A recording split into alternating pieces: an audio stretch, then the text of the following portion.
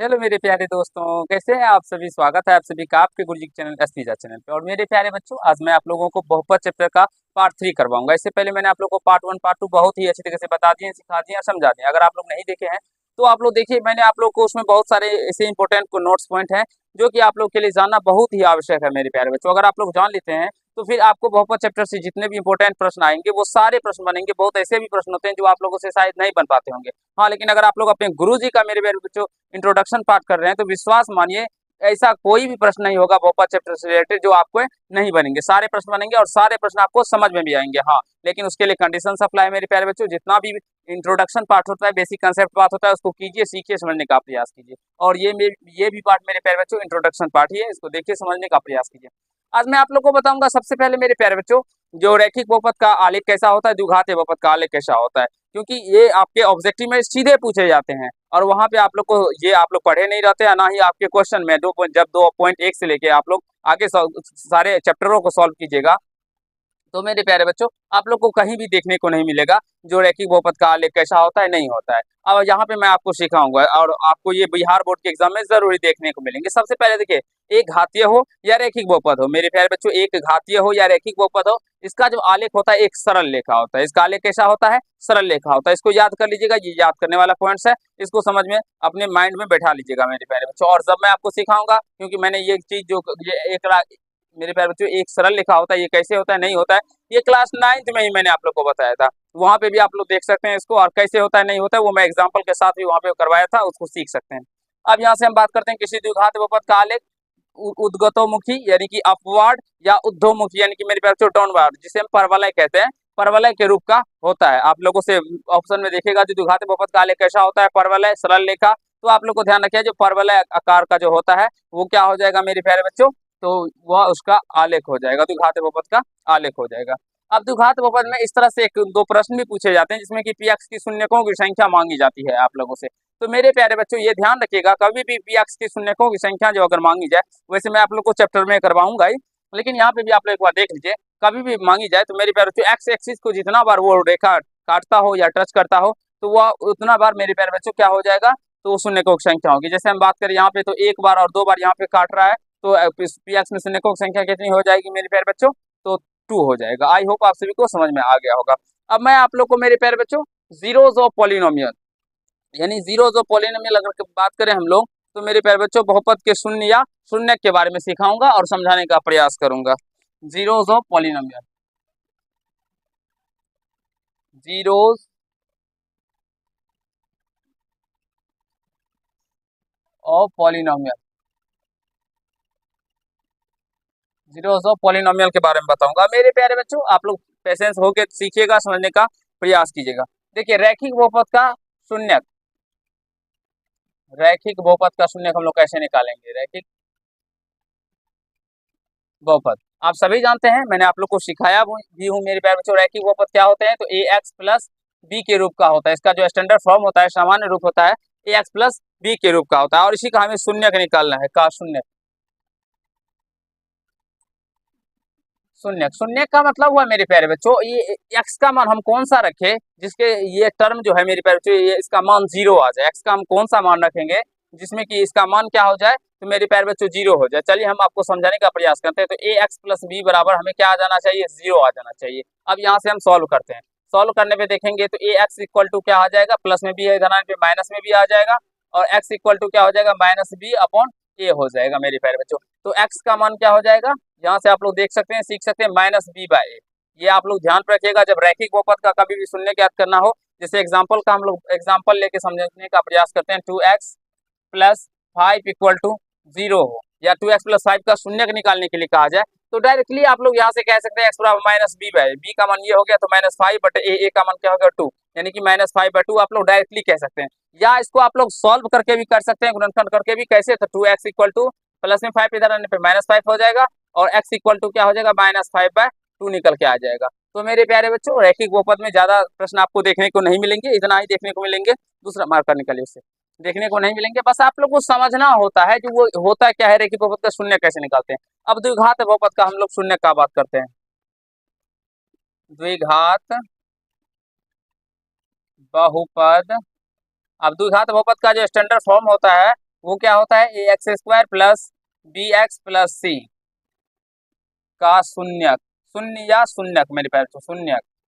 एक तो मेरे प्यारे बच्चों द्विघात बहुपद का शून्यक है, इसे तो समझने का प्रयास कीजिएगा। द्विघात बहुपद को हम लोग मेरे प्यारे बच्चों अगर बात करें तो गुणनखंड के रूप में भी ज्ञात कर सकते हैं, लेकिन कुछ कुछ ऐसे भी डिफिकल्ट प्रश्न होते हैं जिसका गुणनखंड नहीं निकलता है, तो मेरे प्यारे बच्चों उस कंडीशन में हमें उसका कैसे मान ज्ञात करना होता है, उसमें हमें बहुत ज्यादा क्या होता है, कठिनाई होता है। तो उसके लिए एक श्रीधराचार्य मेथड होता है जिसको हम लोग इस शून्य के रूप में पढ़ेंगे। यहाँ पे एक्स का मान निकालने के लिए वो फॉर्मूला होता है minus B plus minus under root B square minus 4ac by 2a।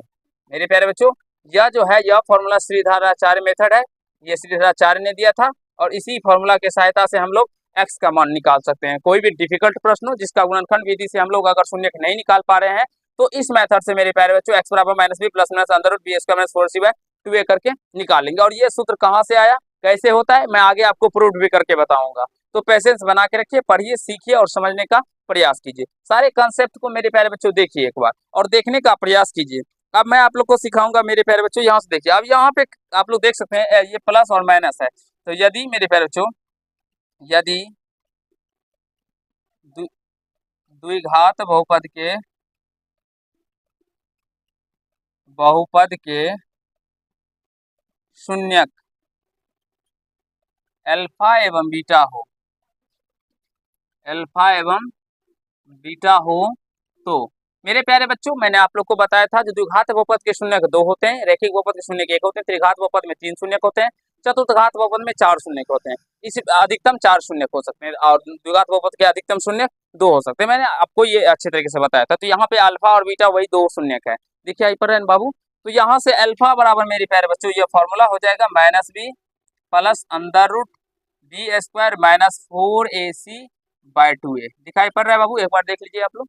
मैं एक बार देख के आपको बताता हूँ मेरे प्यारे बच्चों क्या आप लोग को दिखाई पड़ रहा है या नहीं पड़ रहा है। आशा है आप लोग को बहुत ही अच्छे से दिखाई पड़ रहा होगा। चलिए इसको मिटा के थोड़ा इधर लिख लें जिससे कि मेरा बीटा का भी सूत्र इसमें लिखा चला जाए। अल्फा बराबर minus B plus under root B square minus 4ac by 2a। अब मेरे प्यारे बच्चों हम अगर बात करते हैं तो यह बी यहाँ पे आप लोग कभी कभी देखेंगे बुक में हो देख सकते हैं यहाँ पे डी भी लिखा रहता है।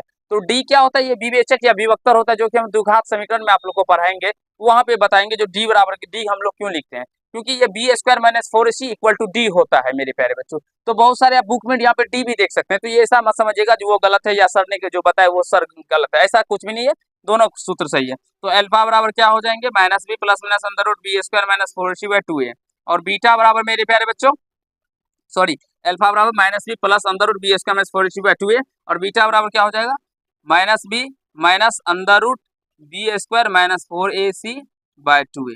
यह फॉर्मूला हो जाएगा, और यह फॉर्मूला मेरे प्यारे बच्चों बहुत ही महत्वपूर्ण फॉर्मूला है, इसको ध्यान रखिएगा, याद कर लेते हैं तो बहुत ही विश्वास मानिए बहुत ऐसे डिफिकल्ट प्रश्न होते हैं जो कि आपको नहीं बनते होंगे। और मेरे प्यारे बच्चों गुणनखंड विधि से कैसे द्विघात बहुपद को हल किया जाता है ये मैंने ऑलरेडी ही बहुत पहले ही बता रखा है, आप लोग देख सकते हैं उसको।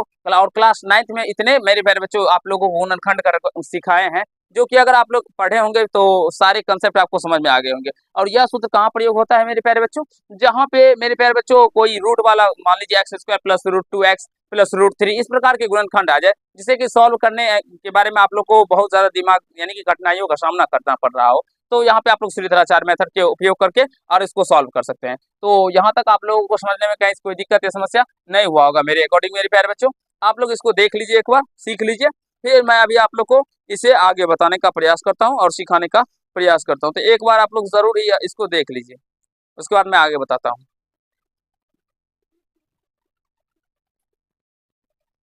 तो चलिए दोस्तों मैं अब आप लोगों को इससे आगे समझाता हूँ और बताने का प्रयास करता हूँ। मेरे प्यारे बच्चों मैंने अभी आप लोग को समझाया था जो द्विघात बहुपद के शून्यक के बारे में, और आप लोग समझ गए होंगे। आप यहाँ से समझने का प्रयास कीजिएगा जो यदि अल्फा तथा बीटा मेरे प्यारे बच्चों द्विघात बहुपद के शून्यक हो तो शून्यकों का योग बराबर क्या होगा और शून्यकों का गुणनफल बराबर क्या होगा। और ये सारे कंसेप्ट मैं आप लोग को साबित करके भी सिखाऊंगा, तो पेशेंस होके मेरे प्यारे बच्चों सारे कंसेप्ट को देखिए। शून्यकों का योग क्या हो जाएगा माइनस बी बाई ए, और शून्यकों का गुणनफल मेरे बच्चों सी बाई ए हो जाएगा। ये आप सभी जानते होंगे, कहीं से कोई दिक्कत नहीं होता होगा। और द्विघात बहुपद जो होते हैं वो A X square plus B X plus C के फॉर्म में होते हैं, ये आप लोग समझ जाइएगा, समझते होंगे मेरे प्यारे बच्चों। जहाँ बी का मान यहाँ पे देख सकते हैं एक्स का कोफिशिएंट है और एक जो है एक्स स्क्वायर का कोफिशिएंट है, और बस ये कांस्टेंट जो पार्ट होता है बचा हुआ वो सी हो जाता है। अब उसी प्रकार से हम लोग बात कर लेते हैं, यदि अल्फा तथा बीटा मेरे प्यारे बच्चों द्विघात बहुपद के शून्यक हो तो हम द्विघात बहुपद का सूत्र कैसे मेरे प्यारे बच्चों फाइंड करेंगे। जैसे कि क्वेश्चन में आप लोग को दिया रहेगा जो शून्यकों का योग इतना है और शून्यकों का गुणनफल इतना हो तो द्विघात बहुपद ज्ञात करें। तो उसके लिए फॉर्मूला होता है मेरे प्यारे बच्चों, क्या फॉर्मूला होता है, x square minus alpha plus beta यानी शून्यकों का योग इंटू एक्स प्लस शून्यकों का गुणनफल अल्फा इंटू बीटा। क्या होता है मेरे प्यारे बच्चों, एक्स स्क्वायर माइनस शून्यकों का योग इंटू शून्यकों का गुणनफल होता है। ये आप लोग को एक्स होता है यहाँ पे शून्यकों का योग, सॉरी शून्यकों का गुणनफल इंटू एक्स, शून्यकों का योग इंटू एक्स प्लस शून्यकों का गुणनफल। और ये फॉर्मूला आप लोग को याद रखना होगा क्योंकि इस पर बहुत सारे प्रश्न मैं आप लोग को एक्सरसाइज में बनाने के बारे में सिखाऊंगा और समझाने का प्रयास करूंगा।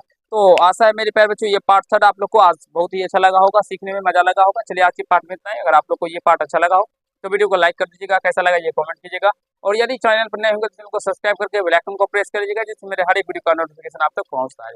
धन्यवाद मेरे प्यारे बच्चों, आज के पार्ट में इतना।